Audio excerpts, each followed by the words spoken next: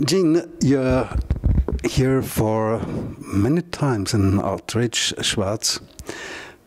Do you know exactly how many times? I think this is my 8th year. The first year we came, I believe it was 2000. What was it? 3, maybe 3 or 4. I don't remember. With my band Soundliberation, and we played. And ever since, basically, kind of the composer in residence, and do something every year and write a big piece, do a presentation. This year I did Expedition, and I also brought my friend Borislav, and we do this duo project, Noizepunk and Borislav.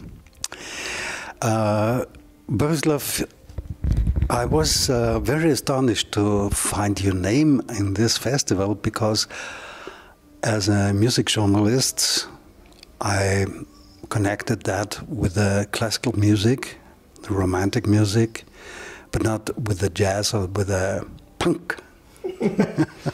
Well, name. I am really happy to be at Schwarz. Thank you to Gene and obviously the musical director, Franz, for having me. And today we have a great possibility to really launch our first concert after we have our CD out at the United States and in Europe.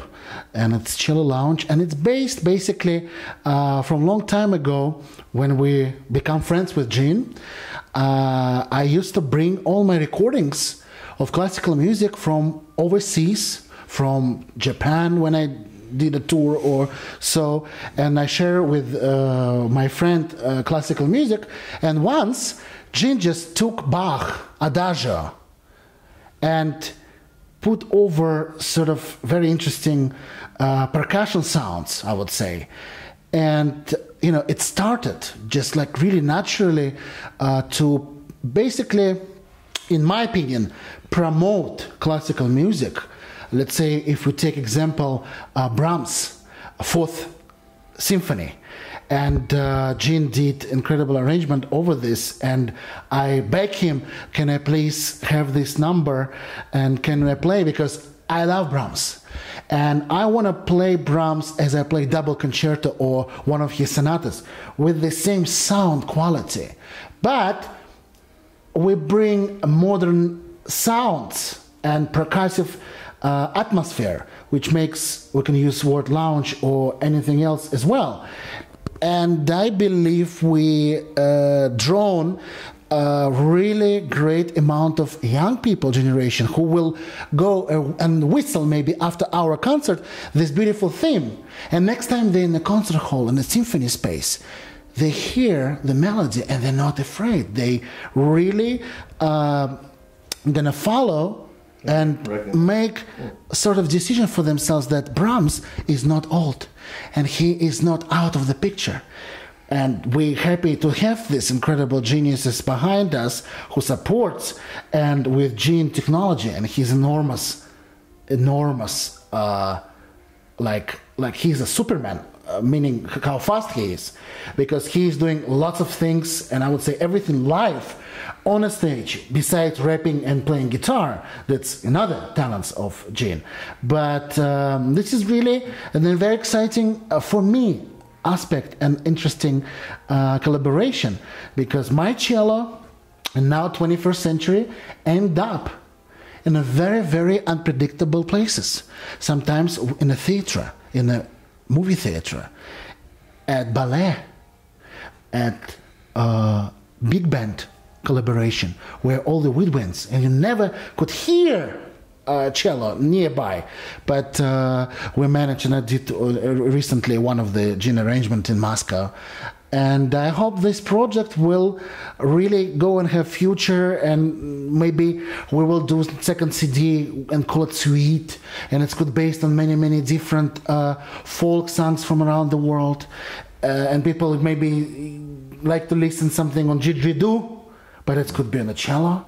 And we exchange with colors and stuff like this. And it's festival, it's summer. Finally, I'm in Schwarz. And at the end of the day, we're surrounded by mountains. It's beautiful. Everybody drinks apple juice with seltzer. It's fantastic.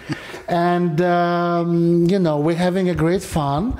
And this is the best program for fun, for summer festival, to get really excited. And, you know, we're supposed to maybe play at 12, but we'll play at 6 p.m. It's great. Okay, we play. You know, it's all wonderful. And I hope people really relax and go with us with Gene's improvisation on the computer, on Macintosh. I mean, it's like everything is really just there, happening. I'm mesmerizing when we work. Once we've been to Russia, likes the computer. I love what Gene does.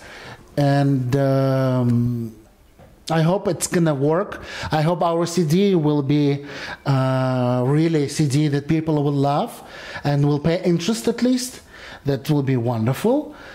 And we're looking forward for many more. And for me, I would love to bring lots of different type of music on my cello with my personality towards this festival. Now you spoke about the future, but how did it start? How did you met together? Well, I went to Manhattan School of Music. I'm a composer major. I graduated in the mid-90s somewhere, but Borislav's a little younger, and he was in Manhattan School of Music right after me.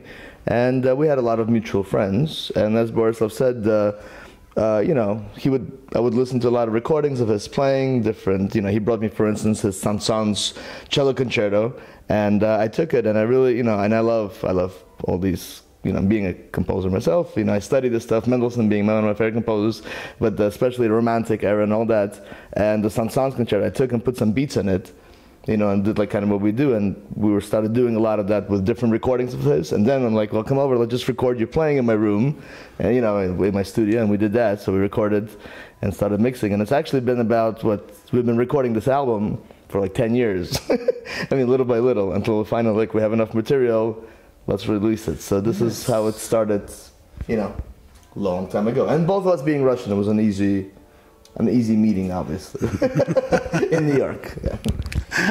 I thought it could be sometime later, because one of the interesting collaborations, I think, with the Absolut Ensemble, wasn't it? Well, I started me and Christian Yarvi and myself, we started the Absolut Ensemble back in Manhattan School of Music, and later Borislav collaborated with Christian and with Absolut Ensemble as well, and yeah, I mean, you know, that's an ongoing project that's been going on for 20 years now, so that's a different thing. Yeah. So in this concert performance tonight, what kind of music will there be besides Gene's arrangements? What's the originals? Well, I mean, it's not. None of them is my arrangements. You know, everything I consider is. I find, like, I take a Brahms melody, I use it as, it's not an arrangement, it's a found material. You know what I'm saying? So the way I construct it is I write a piece out of it. So there's mostly the music is that, and me playing with Bach, and what do we got? We got Piazzolla. But also, Borislav's playing actually the whole Libertango from beginning to end. Yes. But what he's doing is Libertango, but what I'm doing on top of it is a little different. But still, same harmonically, it fits. What else we have? Well, I would say that, let's say on the album, we have a Debussy Lounge. It means based on Debussy Sonata. Yeah. And let's say we used it, some beautiful melody, main part, mostly. But what's great about live performance, that I will basically play the whole first movement.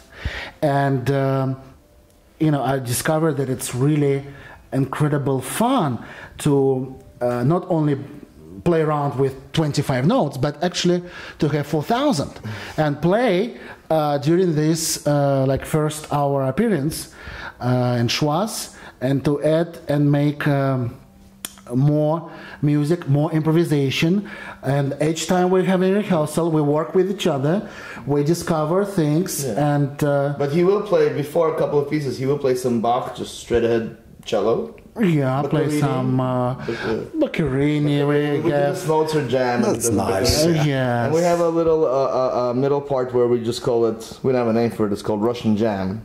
I take a sample of Shalapin. You know Shalapin, the great Russian baritone. Bass. Bass baritone. Baritone. Huge actor. Yeah. So I took some samples of his, and before we start off with Moscow Nights, this very cliche-ly, I don't know if that's a word, cliche famous Russian song. Von played it. Yeah, everybody played it.